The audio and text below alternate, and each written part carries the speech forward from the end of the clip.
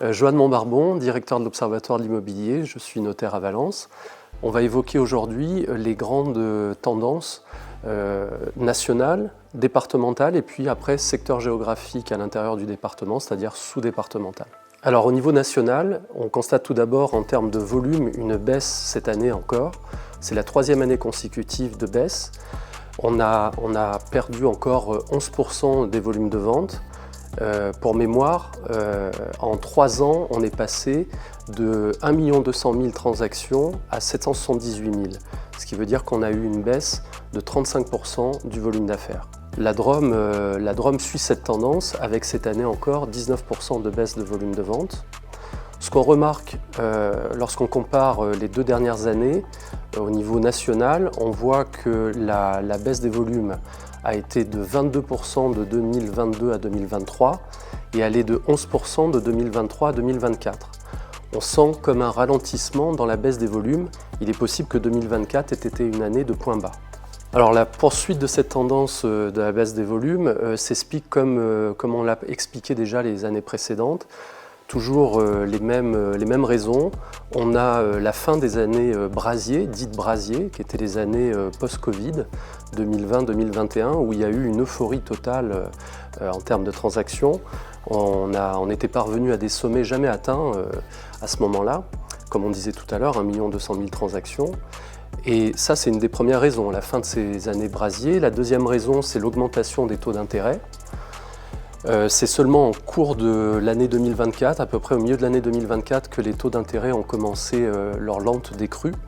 Mais jusqu'à présent, on avait une augmentation des taux d'intérêt qui ont ralenti l'activité immobilière nécessairement. Et la troisième raison, c'est d'une manière générale l'inflation qu'a vécu le pays depuis 3 ans. Cette inflation est venue oblitérer bien évidemment le pouvoir d'achat et nécessairement le marché immobilier également. Alors, il est habituel que les volumes précèdent, la baisse des volumes précède la baisse des prix. La baisse des prix, on a commencé à la ressentir dès l'année 2023 et elle a été constante et assez forte au cours de l'année 2024. En termes d'indice des prix, on verra les prix médians tout à l'heure, il y a une distinction entre indice des prix et prix médian, mais en termes d'indice des prix, au niveau national, on a une baisse de 1,7% pour les appartements anciens et 2,3% pour les maisons anciennes. Au niveau du département de la Drôme, la baisse suit le national avec un peu plus de force encore.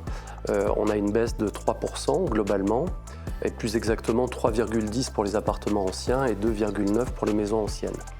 Cette tendance se poursuit depuis 2 ans. Lorsqu'on regarde et qu'on analyse ces indices pour la Drôme sur 2 ans, les appartements anciens ont baissé d'environ 4% et les maisons anciennes ont baissé d'environ 7%. Les maisons, on le voit, subissent une baisse plus importante que les appartements anciens. Cela vient du fait que c'était elles qui avaient le plus profité aussi de l'embellie de l'immobilier ces dernières années. Il est important de mettre en perspective les indices que l'on annonce et l'inflation généralisée du marché et de l'économie, puisque en réalité ces chiffres-là, la baisse est plus importante que les chiffres que l'on annonce. En effet, sur un marché, sur une économie où tous les prix augmentent, si un prix stagne, il est en réalité en baisse. Or là, on annonce des prix en baisse de l'immobilier dans un marché qui a été en inflation. Donc bien évidemment, l'effet de perte de l'indice est démultiplié par ce phénomène-là. Alors le neuf en termes d'indice, il n'évolue pas énormément puisque le neuf a de toute façon un prix de revient qui l'oblige à sortir les prix à un certain niveau, donc il y a rarement de la baisse de prix dans le neuf.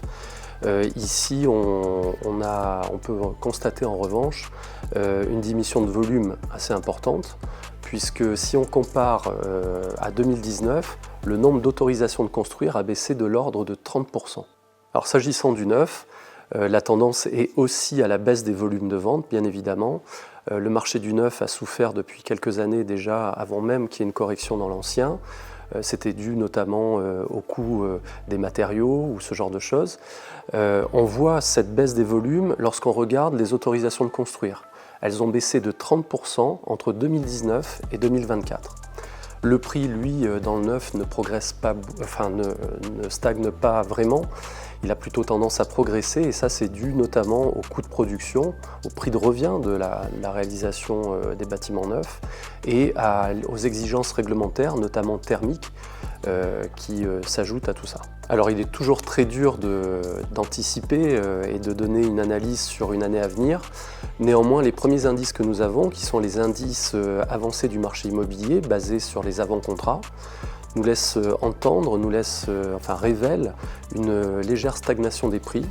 Il semblerait qu'on ait peut-être atteint un point bas dans la correction des prix. Et cela devrait s'amplifier, enfin se confirmer, grâce notamment au fait que les taux d'intérêt ont quand même attaqué une décrue, ce qu'on disait tout à l'heure, en milieu d'année 2024, et que la loi de finances pour 2025 a prévu un prêt à taux zéro élargi qui va s'appliquer à partir du 1er avril 2025. Si l'année 2025 doit constater un commencement de reprise du marché immobilier, cela n'interviendra que par à-coup et certainement avec des dissociations au niveau géographique.